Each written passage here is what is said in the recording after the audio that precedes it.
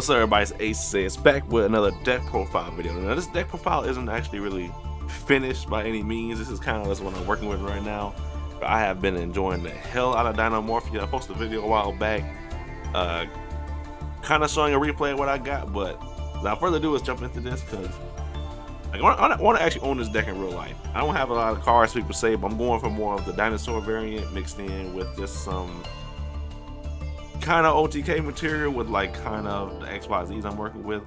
This deck is more of a trap based deck slash rank 4 slash kind of just playing life over the edge. Let's get started. Off the back, I'm rocking 1 second. Off the back, we playing the 2 maxis. You can play 3. I just have 2 in my inventory right now, but 2 maxis are pretty good, as you know its effect, special summon, draw a card type things. You got 2 ash blossoms. You can play 3 of these as well, but I'm liking 2 from what I got right now. It never comes up when I don't need it. That's how I like it. Sometimes if I had the 3rd one, which I don't have it right now, but I used to, it would just be a dead card in my hand or just set it and stuff like that. Miscellaneous swords. I'm debating about bumping this up a little bit just because of the protection it offers to my dinosaurs. But 1 right now, I like it because if I have it in my hand, I can save it for like a long time just in case I need to. Or if I do have to use the graveyard effect, I can easily just bump out Teresa or a Diplo. That's the names of the dinomorphia cards. You got 2 soul eaters. You only have 2, but it's a great search effect into the dinosaurs. You can just add any dinosaur from your deck if you want. So definitely 2 of those.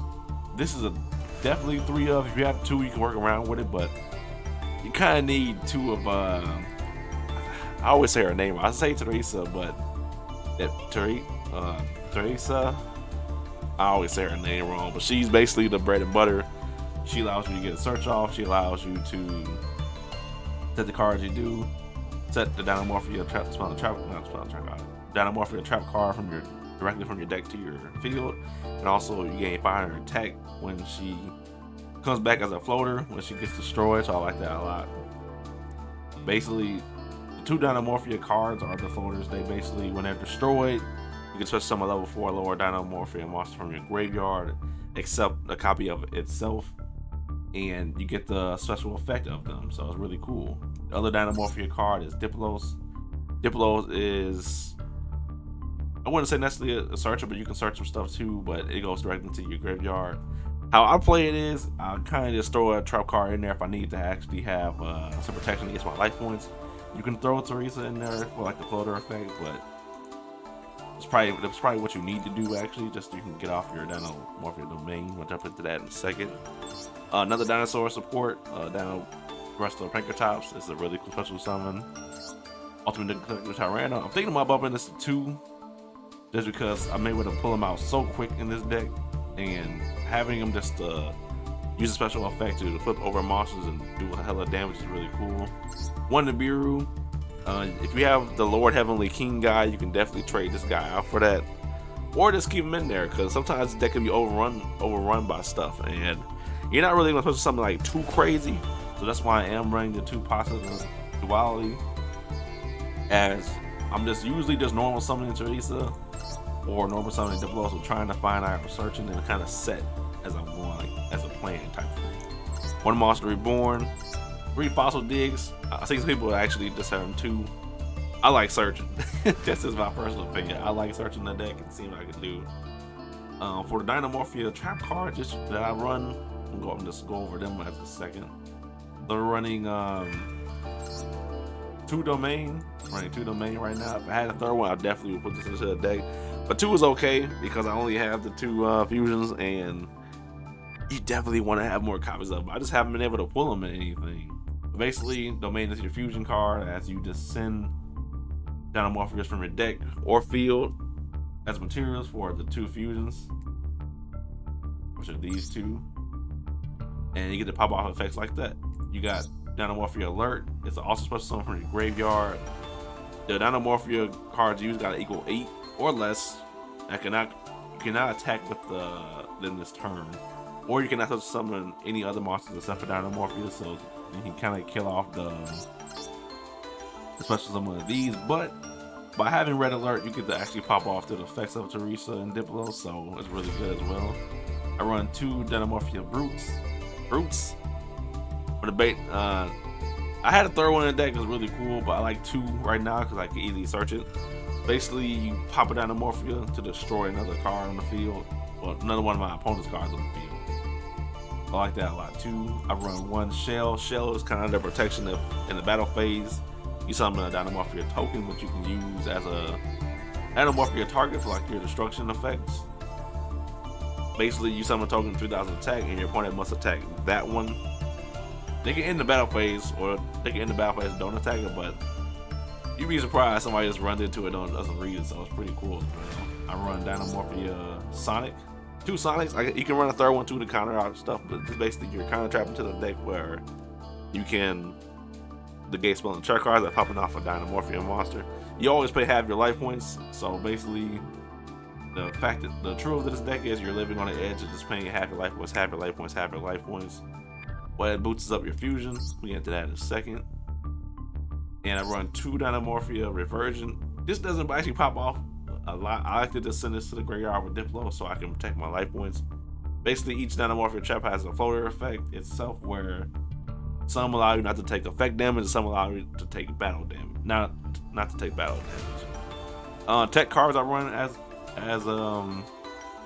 something that support the deck. I run Impermanent Intrusion. Basically, if my life points are lower than my opponent's, you can pop off one of these effects. Destroy a monster with an attack less than or equal to my life points, or touch summon a monster from the graveyard less than or equal to the life points or differences. Since I normally summon a lot, Apex Predation, I think is how you say it. Basically destroys all touch summon monsters into the end phase. I can normal summon or set. Really good card if your opponent is not expected at all. If you want to go into the Solemn variants, you can. If you have 3 Solemn Judgments, put them in the deck. If you have 3 Solemn Strikes, put them in the deck. You need to counter your opponent from doing some type of plays. This deck isn't as fast as others, but you can make some really cool plays. Survival of the Fittest. This is a dinosaur card where the dinosaur gets 1000 attack, and then if he destroys a monster, he can make a second attack. Grave Digger's Trap Hole. I just got it and put it into the deck, and it helps me a lot. If your opponent has hand traps or graveyard effects, you get the effect and give them 2000 damage. I run 1 Infinite Impermanence. I'm thinking about running 2, but 1 is cool right now just because of the quick negation. Torrential Tribute is really good. Some Mirror Forces are really good. Stormy Mirror Forces. This one I really like a lot. If you guys are running Dinomorphia, consider definitely putting it into the deck.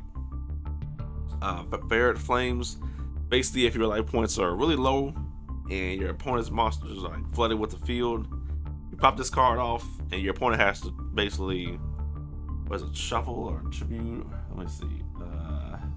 Shuffle face-up monsters they control into the deck. Their choice. Most likely, it's going to be all of them if your life points are lower. So basically, if your opponent has a 0 type monster, they don't have to shuffle it. But if you have 500 life points and your opponent has monsters that attack are like 4,000, 3,000, something like that, oh yeah, they're gone. They're gone. They're gone. It's not much of a search into the deck. It's only if you just have it in your hand and set it and stuff like that.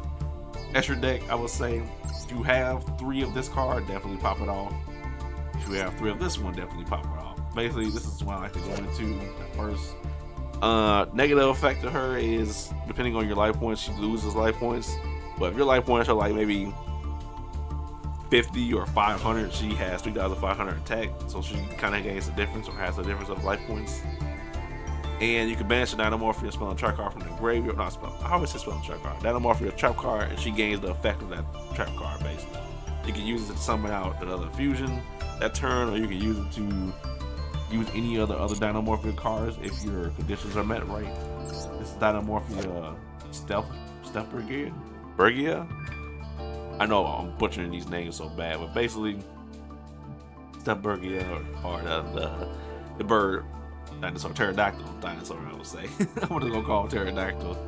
When your life points are 2,000 or less, you do not pay life points to activate trap cards or Dinomorphia monsters effects.